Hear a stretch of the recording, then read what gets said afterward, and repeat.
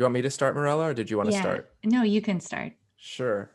So Dolores, the opera, is something that I've wanted to do for a few years. Dolores Huerta is actually a cousin of mine.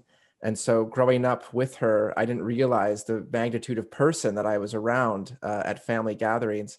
And as I got older and in college was taking like Latino studies classes and Chicano studies classes, I was like, I know her. That's my cousin. You know, people didn't believe me. But then I would get 100% on my essays because they couldn't refute the personal interviews that I had. Um, so that was fun. But as I got older, I realized the actual place in history that she occupied. And there are a number of chapters of her life that could be, I think, a prominent story.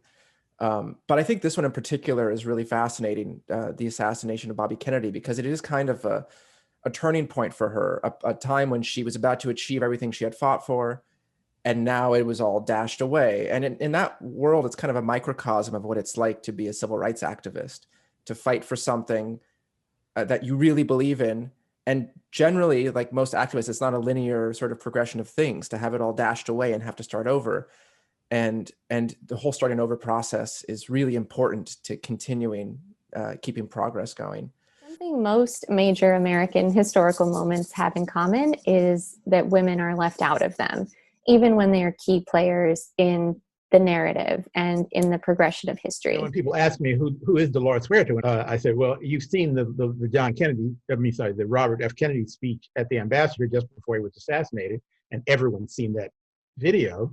And I said, there are two women on the stage. There's Ethel Kennedy and Dolores Huerta. They're literally the only two women on that stage. So you have seen Dolores Huerta. So, I mean, I adore her. So I knew enough about her life to know that it was definitely operatic. You can literally take any point in her life and make an opera out of it. This one for me especially, she's family, and she's not just family, but she's someone I admire a lot. So I really want to get it right. What kind of a lobbyist is she? Oh, she's a great lobbyist. She's indefatigable. She's unorthodox.